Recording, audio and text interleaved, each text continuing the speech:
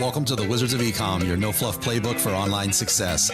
Each episode is fully packed with actionable tactics you can implement in your business right now. Take your life to a higher level and excel in your online success.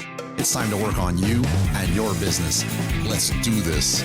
Welcome to the Wizards of Ecom, where we talk about all things private legal. My name is Carlos Alvarez, and I will be your host for the show. On today's episode, we have Katz, somebody I have been seeing around social media for a while, and I guess Nick and I were clubhouse friends. Making it official here. Nick, welcome to the show. Thank you, Carlos. Thank you very much for having me. It's great to be on. Absolutely. Honor's mine. I want to set the stage here a little bit for people listening. We're not streaming this live, but we're doing this on Zoom. Since you are in, where in Japan are you at? I am about halfway between Tokyo and Osaka, closest to Nagoya. Kind of the middle bit. I am from Miami. I am in Miami, so we are a long way away from each other, but this is possible on Zoom. We're looking at each other, and you do not look Japanese at all.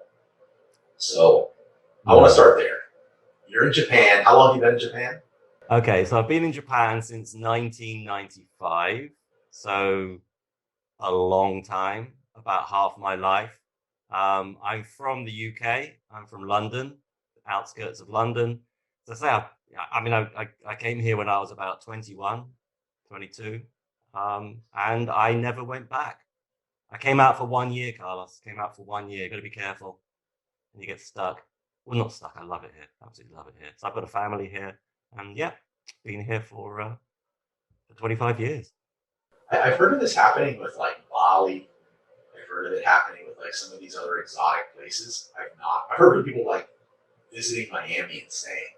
I've not heard Japan because, did you study Japanese or Asian anything in college? No. I didn't study Japanese. I didn't even really know about Japan. It was a choice between Hong Kong and Japan. So this is 1995. So this is before the handover. I'm from the UK, so it was very easy to go to Hong Kong. You could go there for 1 year, work in a bar, have fun. I was young. And that was the plan. And then somebody told me about Japan. You could come out to Japan and teach for the Japanese government. They paid for your flights. They paid a really good salary at the time. It was like $3,000 a month. You know, this is a good salary when you're 21. Everything was paid for. Everything was organized. They arranged your accommodation. So I decided to do that. So I came out for 1 year. And then I liked it. Stayed for another year. And then another year, and then it slowly just becomes the place that you are. And then you go back to the UK and you feel like you're going on holiday, you know? You go back home and you feel like you're going on holiday, and you come back to Japan, it's like, I'm back at home. So I didn't study. No, it was a spur of the moment decision. It was always going to be Hong Kong. And I just went for Japan last minute, came out and loved it. I'm going to ask you the thing that you probably people from another country never want to be asked, but I just have to do it. I'll put you on the spot here. Really set your credentials that you're Japanese. And that is, can you say, subscribe to the Wizards of Ecom podcast in Japanese? Wizards of Ecom no podcast. I love it. I love it. It was hard. It has to be hard. Because you have to put a katakana. Okay, this is the tip for anybody coming to Japan. So Japanese has got 3 languages, right? But one of them is the katakana alphabet. You basically, so there isn't a word for Wizards of Amazon. It's not like China where they would actually write that in Chinese. There'll be kanji that they will associate with that. So if it's like McDonald's, they'll use kanji in China, right? In Japan, they'll use this katakana. So it's McDonald's. So Wizards of Amazon would be Wizard of Amazon. That's how you'd say it, right? But if you ever come to Japan and you get in a taxi and you want the guy to go left, you could say hidari, which is left in Japanese, or you could go left, and he'd understand you. You could go right, and he'd understand you. You could stop.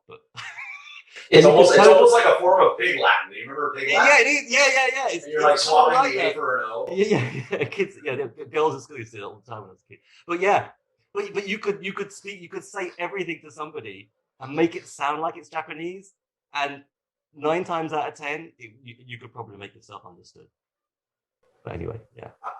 Let's everyone's probably thinking, okay, let me get my Rosetta Stone now. We actually had talking about kanji and the two others, which I'm going to mangle, but we had Redo Java from BBC Ninja do a presentation to our meetup group, and she broke down all three of them. It was a really interactive presentation. I thought it was cool, and then she'd like write out some stuff, and we had to identify which, I guess, dialect is that it, or which dialect they were. It's pretty cool.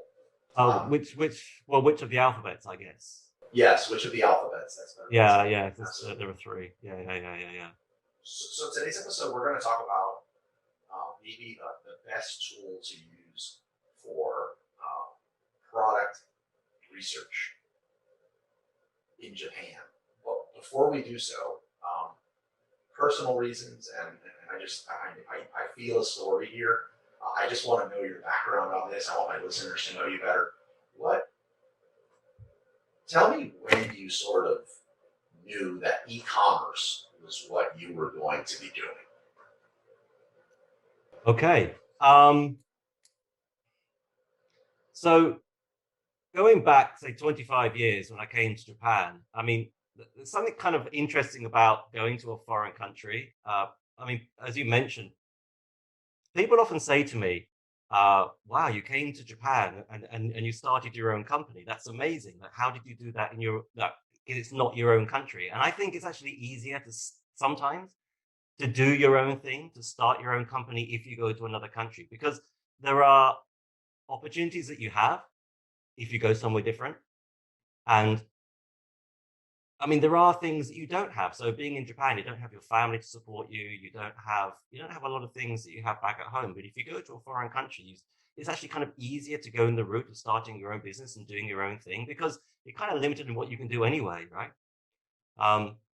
So for me, I came out 25 years ago. I did a couple of years teaching, and then I went into translation for about 3 years because I love learning things. I wanted to learn Japanese. I had a very cushy job, but I wanted to stop doing that. And so I moved to a company and I started working as a translator, even though I wasn't particularly good at Japanese at the time, but I learned it doing that. And then, so this is going back, 21 years, whatever. And I started doing a very new sport at the time. It was called kiteboarding, or in the States, it's also called kite surfing as well. I think it's quite big in Florida, right? And so I started that in about 1999. And it was very, very hard to buy the kiteboarding equipment because there are only about, I don't know, at the time, there's probably about 20 or 30 people in the whole country of Japan doing it. So I had to import all the stuff. So I was importing from Canada.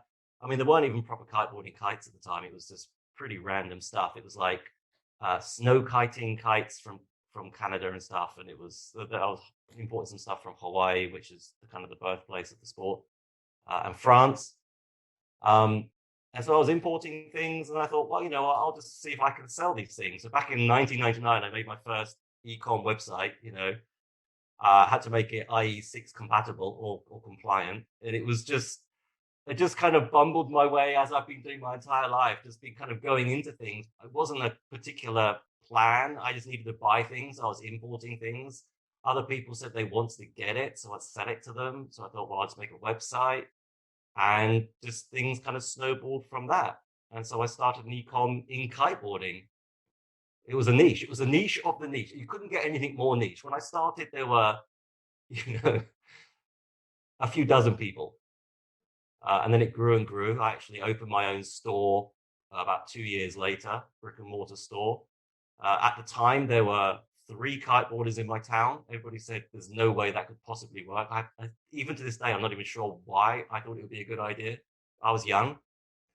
Opened a store, and then, I had the first website, which was kiteboardingjapan.com, and I had kiteboarding.jp when the .jp domain came out later. And kind of the whole industry kind of started to grow, and I was right at the beginning, and that was kind of the beginning of everything. Nothing was ever planned. It was just something that I liked, something I needed to do, and then I just kind of went with it, I guess. Let me clarify a few things. So you opened a brick and mortar retail store for kiteboarding. Yeah. In Japan. Yeah. And you created a website in 1998, 1999. 999, in yeah. Japan. Yeah. So like the domain was, you mentioned it was in English. Or are you just Yeah. translating it here, or was it in Oh no, Japanese? Was the it whole has to site be. like in Well, the whole site, the whole site was in Japanese. The site was in Japanese, but you have to have a domain in English. I mean, you can actually have a domain in Japanese, but it didn't catch on. That was back in 1998, 99. Around that time, you could actually use Japanese for your domains, but no, it didn't catch on. And I mean, like nobody talks about it now. But that means that people were finding you mostly from your store or from your website? From the website.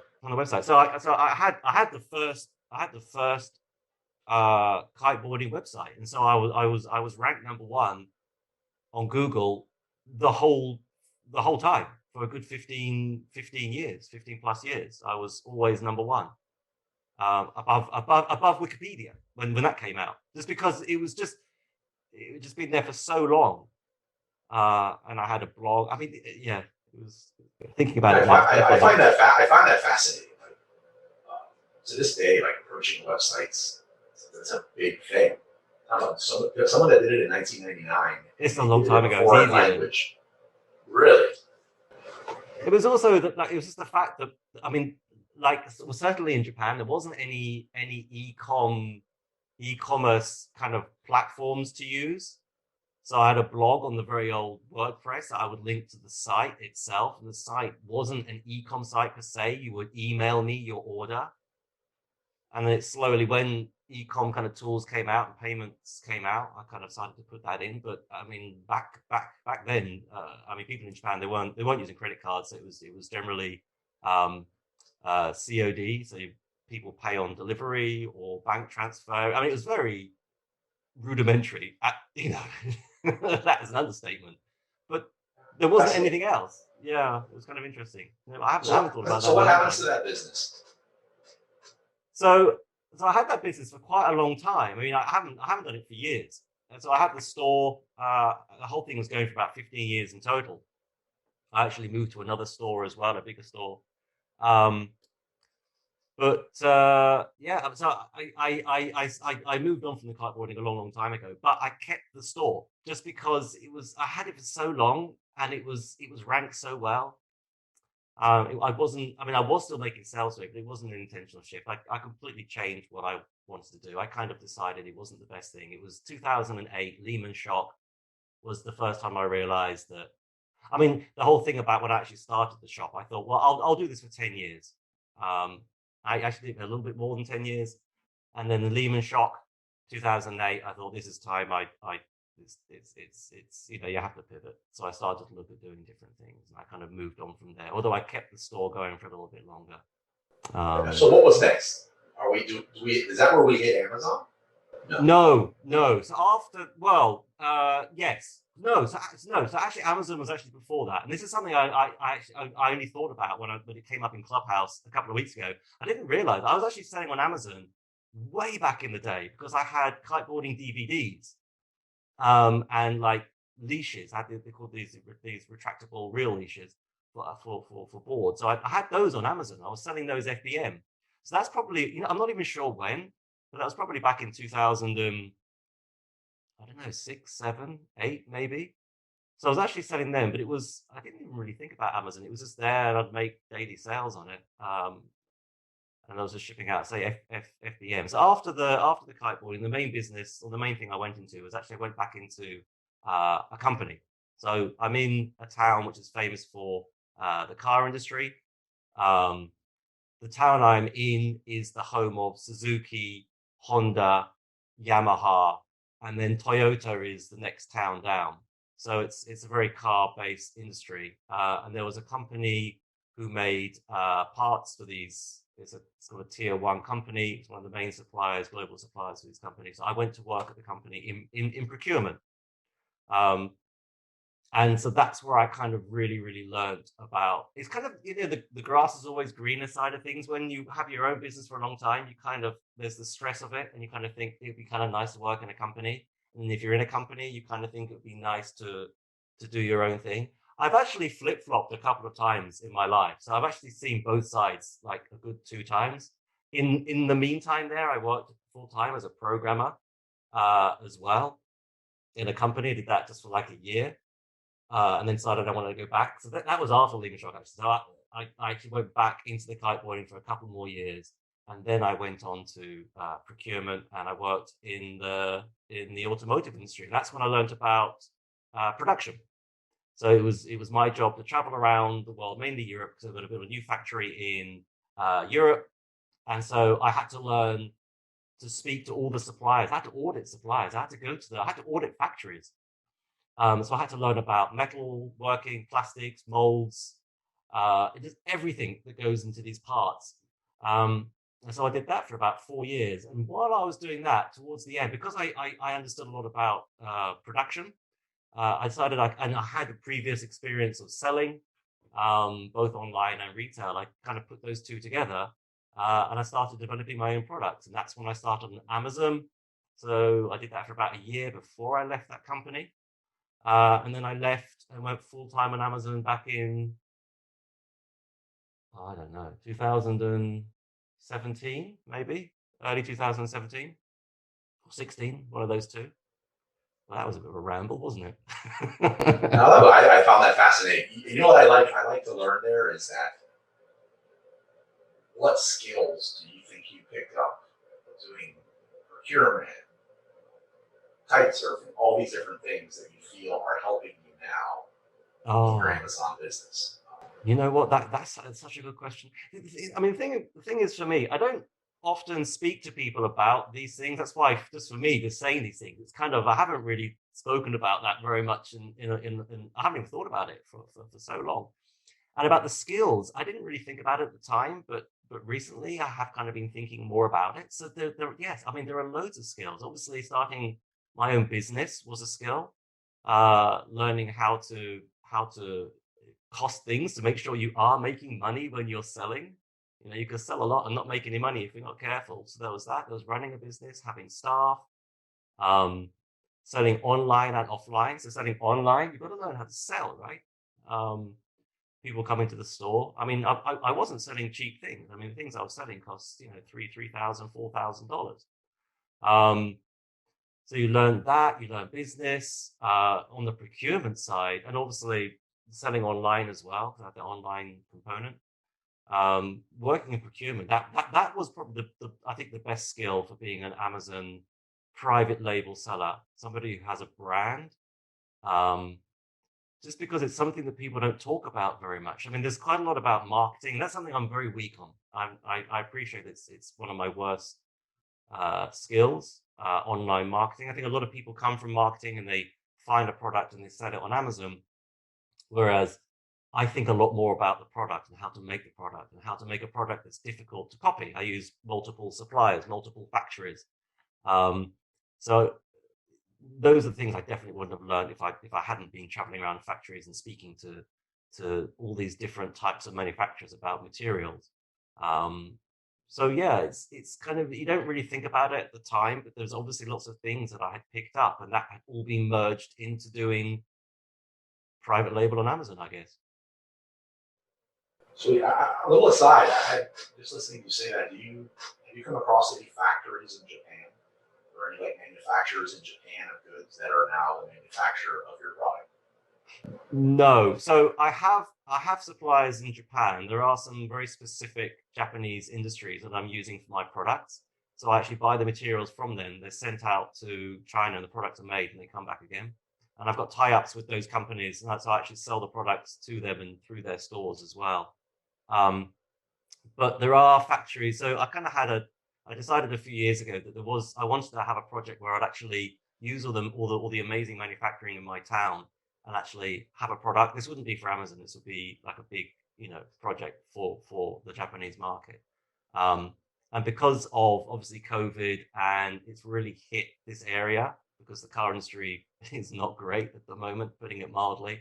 So there's lots of factories here, really amazing factories as well. So I kind of had this product that I've kind of been wanting to make for many years. And I've finally started to move on that. So I'll be using local suppliers here, local mold manufacturers. I've just started making the first steps of making the first sample. This is my kind of big project. It's got nothing to do with Amazon, nothing at all. The products, if it does finally go through, may go on Amazon, but it's kind of my Dyson kind of project. There is a product that pretty much everyone in Japan would want to buy, but it doesn't currently exist in the form that I'm thinking of. So I want to do something here that uses local people. I mean, apart from the fact that obviously I've lived in this town for a long time, like the level here is very, very high in Japan. And I'd actually add that production in Japan is actually very, very cheap. So I would have to get quotes from global manufacturers, like for example, mold companies. I get quotes from China, from Korea, from Europe, from Japan. Because if you work for these large companies, often it doesn't matter where the molds are made. So if we're making products we had lots of factories in Nissan for the company I work for. Molds suck in China. Sorry, in America. The American mold makers are very, very expensive, very, very difficult to work with. So normally molds were made in, for example, China and then shipped out. But often the Japanese mold makers will actually be cheaper, often be the cheapest. They are very, very reasonable. It's quite surprising. I think people think Japan is expensive, but Japanese wages, on average, are actually very, very low. So the only thing I recall being expensive in Japan was transportation. Yes. Everything else I found to be very affordable. But if you're visiting there, one thing, it's beautiful. I love sushi. There's a lot of other food. There's also, I don't know if it's still around. There's like probably the most authentic Irish pub I came across was in Japan. I think it was called like O'Malley's or something like that. Yeah. But you're American. You wouldn't know that. Yeah. Okay, they have to have loads of Irish pubs, yeah. But no, Japan's cheap, apart from transport. You're right. Transport was very, very expensive, but now if you go to Europe, like the bullet train, the Shinkansen in Japan is expensive, and I always thought it was expensive. If you go to Europe now, oh my God, it's even more expensive for travel. So, you know. Let's take this to Amazon now. So we'll do we've never done a multiple choice on the show, so let's do multiple choice. So best product sourcing tool for Amazon. You have A, Helium-10, B, Jungle Scout, C, Viral Launch, D, none of the above. Okay, D. None of the above. So D, none of the above. Although you can't use Helium-10 anyway because they don't currently support Japan. It's not on the roadmap. But yeah. Sure. What back up your answer there. Like, what would be the best tool for somebody to use to do product research to decide what to sell or if their product was a good fit for Amazon Japan? Okay, so if you wanted to get really kind of granular and actually really try and find out the exact sales numbers, although exact is a very kind of, it's not going to be exact either way using any tools, but you can use things like Jungle Scout. Jungle Scout now is in Japan. It now supports the Japanese market. It's very new. I think it's only for about the last month or so. So you can actually look at your sales numbers. You can do keyword research. You can use Jungle Scout for that. There is another tool as well called Seller Sprite. But I think the problem that most sellers have is that they kind of start off with the tools they've been using, like Jungle Scout, or if you're using Helium-10 for the States or Europe using Helium-10. I think the best tool to start with on your research is using Google and YouTube, which obviously is Alphabet. So just to really, you kind of have to, first of all, don't look directly at the product you're selling and don't look so much at the products, look at the category as a whole. So if you have products for home and garden or other kind of, look at a Japanese home, look at a Japanese garden. So don't start looking how many products you think your home and garden product would sell or your kitchen product would sell. First of all, look at what a Japanese kitchen looks like. And 9 times out of 10, it will be really obvious whether it will sell or not. Just because there are some fundamental differences between the lifestyle of a Japanese person to the lifestyle of an American. Can you give an example? I know you were just using that as a random thing, but do you have an example? Yeah. Really handle it? I think probably the easiest kind of example is home and garden, just because I don't actually have the stats now, but there is a good proportion of Japanese people that live in apartments that don't have a house, and if you do have a house, you're very unlikely to have a garden. And if you did have a garden, it wouldn't be what you would call a garden in certainly America. It would be absolutely tiny. So if you sold garden furniture, you'd be absolutely screwed. I mean, the market would be tiny. Although, I mean, because it's very niche, I mean, it's kind of hard to find garden furniture in Japan. So maybe you would sell, but the volume would be incredibly low. And houses, I mean, this is all pretty obvious stuff. Like, if I was to say to you, are Japanese houses big or small? Like, you can guess. I think the thing about Japan is that if you have a stereotype, they're actually often pretty accurate. That's the thing about stereotypes. You can kind of nail it a bit when it comes to Japan. There's something I often mention that kind of sounds so stupid, but I'll mention it again. Japan is full of Japanese people, like at a rate that no other country has. It's like 97% are native Japanese. So people are very similar in their lifestyles, and the houses they live in are very similar houses. The salaries are very similar. So if your product is targeting large kitchens or like a decent amount of counter space, you aren't going to sell anything on Amazon Japan. If you're targeting something that would fit in a small kitchen, you've pretty much nailed 100% of the market here. Or things like storage units. I mean, this is something that people often bring up, but it's totally true. I mean, if you have a small house, you have to be efficient. Look at China. I mean, you can also look at things like Korea as well. I mean, there are products that are very popular in both the markets because they're kind of similar in many ways. So something like a Swiss Army knife of this. So I'm thinking space saver. So if it's a standalone pepper shaker and a standalone salt shaker, that they may not do as good as a combo that's just one. It's going to take up much less tabletop space. Is that what I'm hearing? You want to, yeah, exactly. And then taking that further, if you could have it so that you could mount it on a wall or get it off the tabletop, that'll be even better. But then you have to remember that Japanese people rent generally; they don't buy, which means you don't want something that screws into a wall because you're not allowed to do that.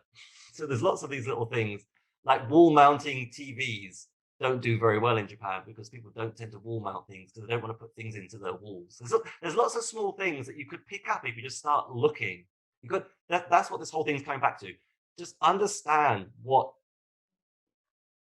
like travel. Let's go to travel for a second, okay?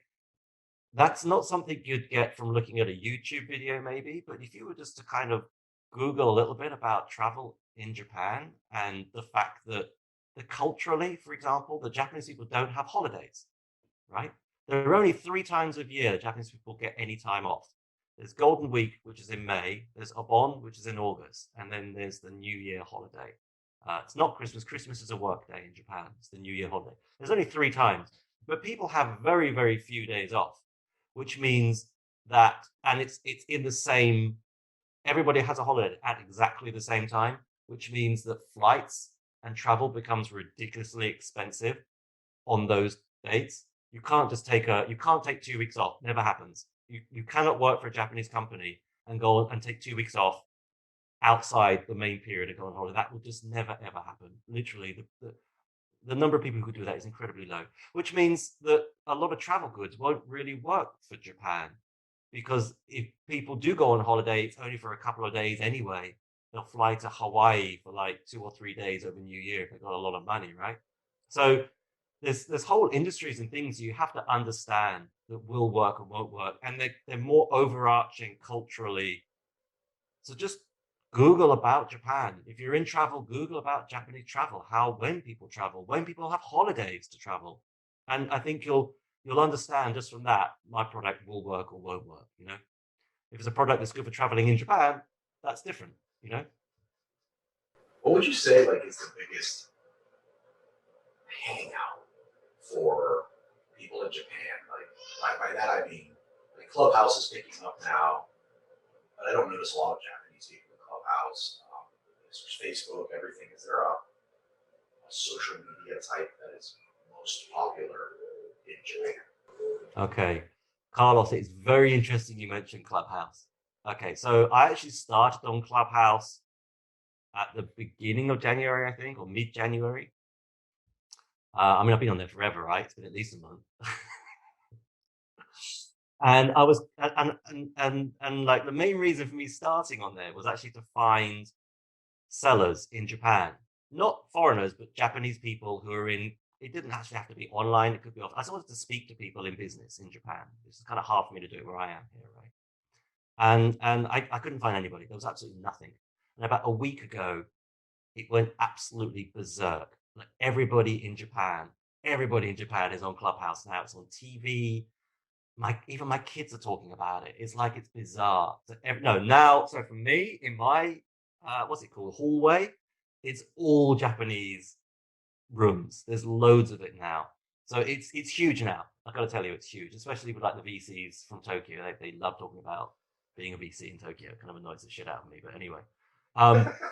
So they have that, and then so Facebook is kind of a no-no. Like not a no-no, but Facebook is not used very much in Japan. It never took hold. It's a very American thing, and Japanese people don't really do that. They used to have a different, oh God, what's the name? There was a rival site that was for Japanese people, and it was basically the Japanese version of Facebook. And it's early in the morning here, and I'm totally blanking about the name of it. But that's almost died as well now. So kind of coming back to the Amazon thing, if you do Messenger and you Messenger bots, that won't work for Japan because essentially Facebook isn't used very much. So Messenger isn't used very much. So you can kind of throw your whole Messenger bot flow out. That won't really work. Actually, Facebook now is kind of being used for business more. It's taking over kind of the LinkedIn kind of role in Japan. So people are using it for business and not for their own personals. So for a long time, I said there was another one, but now people mainly communicate and talk online. There's an app called Line. It's a native Japanese. I think it's native Japanese. And it's popular in Korea and Japan. I think it is native in Japan. So everybody has Line. So if you go out and meet somebody, you get their Line details, and everything goes through Line. For business, we use Line as our main tool for reaching out to customers.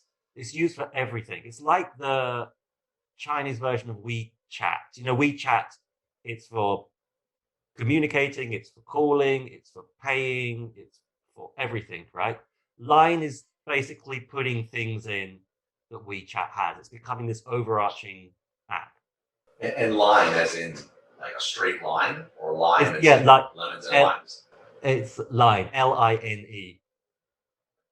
It's Line. So that's what everybody uses. So it has a timeline as well, which we've actually just started using for business. We hadn't actually used the timeline for our business. We started doing that, and it's working really, really well.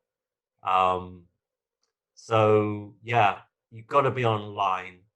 Facebook is not where it's at all. You can run Facebook ads. We run ads mainly on Instagram. So Instagram's big.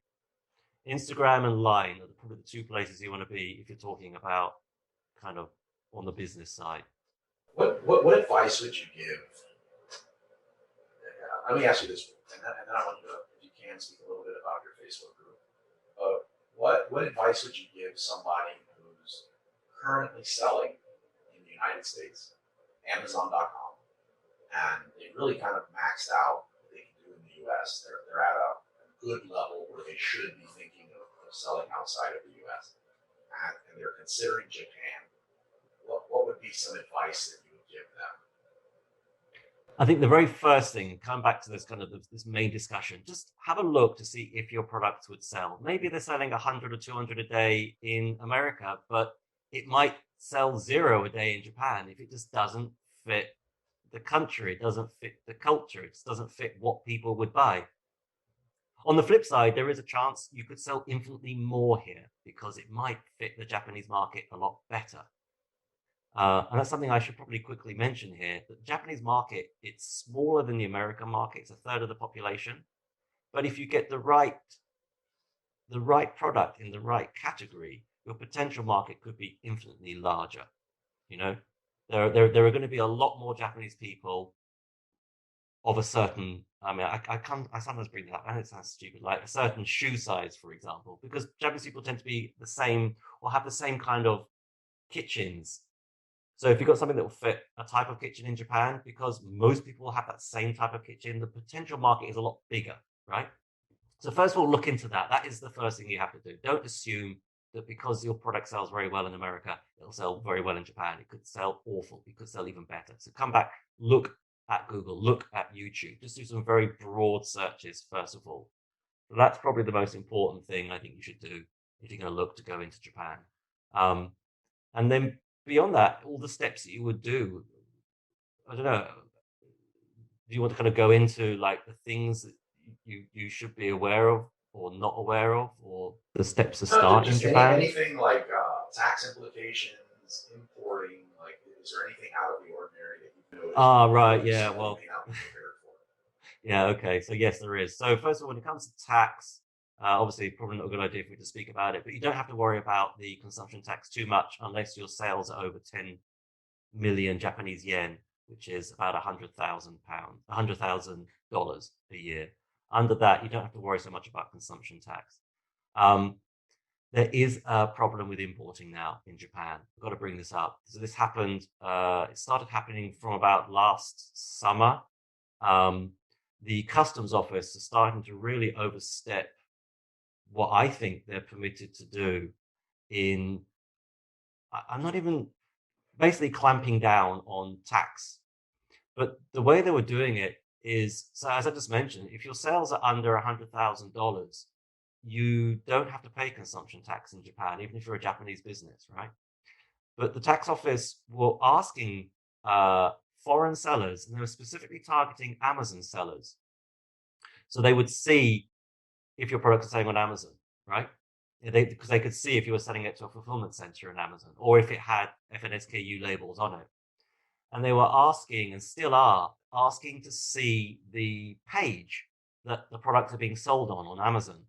And then they were basically calculating what they thought the import tax should be based on that, not on the cost of the goods, which is what it has always traditionally been, but on what they think it should be.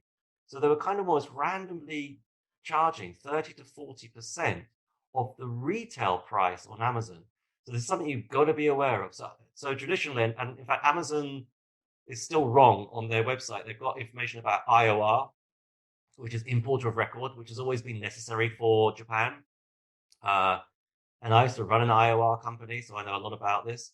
It was a requirement. Amazon is still saying you need an IOR. The customs office are no longer permitting importer of record. They actually want somebody to be, they want you to be the importer directly.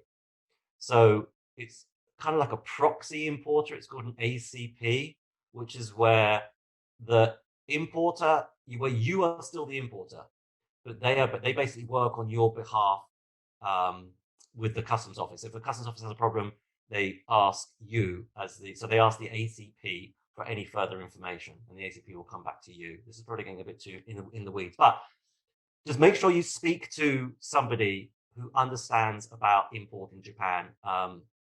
Just make sure your freight forwarder really understands the situation. There are loads of ways you can do this now. You can get around the problems, but just don't blindly send a product into FBA without speaking to somebody, because you may get into trouble. The goods may be sent back, or you may end up with a incredibly hefty tax bill. So those are great tips. So everybody definitely should do their due diligence anytime they're going to sell in any country. Japan is no different. You have a Facebook group. I want to be respectful of your time too. You have a Facebook group, and you share everything about Japan and selling in Japan there. Not just Amazon. We briefly spoke about Rakuten, so I'm sure people could ask Rakuten questions. We might be getting on a joint podcast coming up and geeking out about selling Rakuten Japan soon. Your Facebook group, what's the name of it? How can people find it? How can people get a hold of you and ask any questions? Like at the end here, we really did get into the weeds with IOR and all of these other acronyms that someone just thinking to sell in Japan may not know, but shouldn't be intimidated by, because they can easily get the answer from it. Okay, so the group is Amazon Japan PL. So it obviously sounds a private label. I started that many years ago. I haven't been as active as I'd like to be, but if anybody ever has a question, they ask it there. I will always answer the questions on there to the best of my knowledge. So it's a private group, so just kind of request to go in. Um, I do sometimes write some slightly longer form pieces about topics that are important. So this whole thing about IOR, there was a video, I did a joint video with somebody else who has another Amazon group in Japan. We did a video where I kind of explained the whole import situation. Um, in fact, if you actually could just Google my name, Nick Katz, Amazon, or Nick Katz, Amazon Japan, or something like that, those kind of videos will come up. But yeah, always try and hit me up in the group, Amazon Japan PL. I can certainly help out there. Excellent. I believe I'm in the group. If not, I'm going to jump in. But either way, I'm going to link to it in the show notes of the show. Before letting you get on with your day, you're just starting. Mine's starting to come to a close. I actually have to get on a Clubhouse. I didn't even know you could invite people. Like something just showed up on my calendar that there's a podcast pitch that I'm in. Of course, you can invite people. No, but I didn't know you could pop it on a calendar. I don't know. We'll figure it out. I didn't know that either. Yeah, I didn't know. It just showed up on my calendar. But it could be a new feature. Yeah, because I mean, there was an update, I think, yesterday or 2 days ago. So it's possible it's an update from that or a change. Let's see. I'm going to get into that. Before letting you get away and on with your day, something I ask everyone that's on the show, what is your favorite book and why? The books. Okay, so I should probably say I'm not a huge reader. I love learning, and I'm constantly reading every day, learning new things, but I'm not a very good book reader. And I've never really read any business books, all the kind of usual famous business. And I know that you really like your business books and mindset books, and that's something that I've never really been into. So on that note, because I've always been fascinating in learning and how people learn, one book is kind of difficult, but a book that I found very impactful for me in the last couple of years, I read it about 2 years ago, was Moonwalking with Einstein, which is a very famous book. I mean, about, is it by Foer, I think is his name. And it's kind of about the power of the human brain.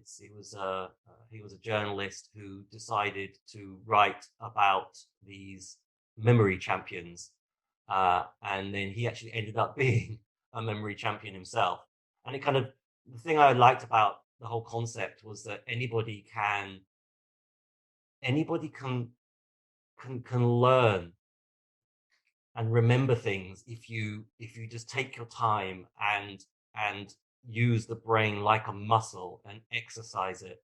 And actually, I think the reason why the book for me was so impactful was because there was a documentary I saw years ago when I was flying back to the UK. I don't know how many years ago. And the documentary was called Brain Man. And that documentary just blew my mind. Have you ever seen the documentary? I have not. Oh my God, Brain Man, it's amazing. Okay, so it was a guy who had an epileptic fit when he was about 4 years old. And it was about the fact that it changed his brain in a way that he was able to,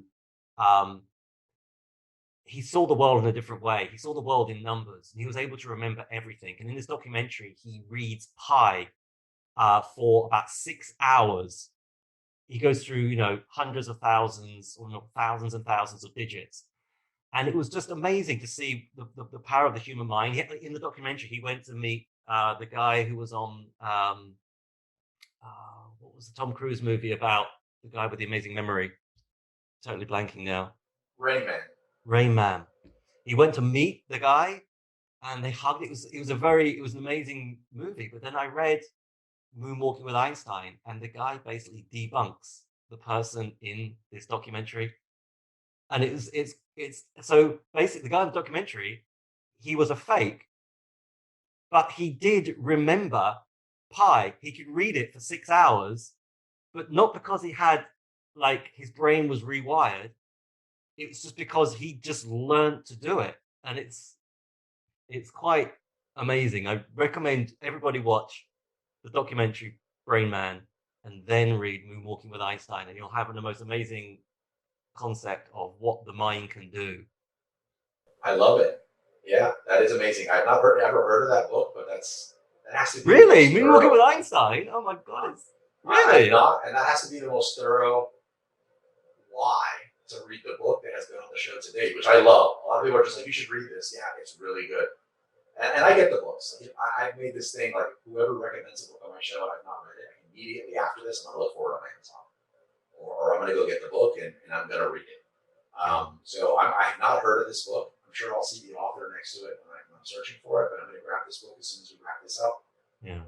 Huge. Watch the documentary first, though. Watch Brain Man. Watch it. It's a brilliant documentary anyway, but you've got to watch it before you read the book, and then it all makes a lot more sense. I'll start checking it out on the way to this clubhouse meeting. Nick, thank you. Huge thank you for taking the time before your day gets going to jump on the show. I'm super happy you were on the show. Actually, I'm looking forward to and brainstorming a future show with you about Rakuten. So have an amazing day. Okay, thanks very much, Carlos.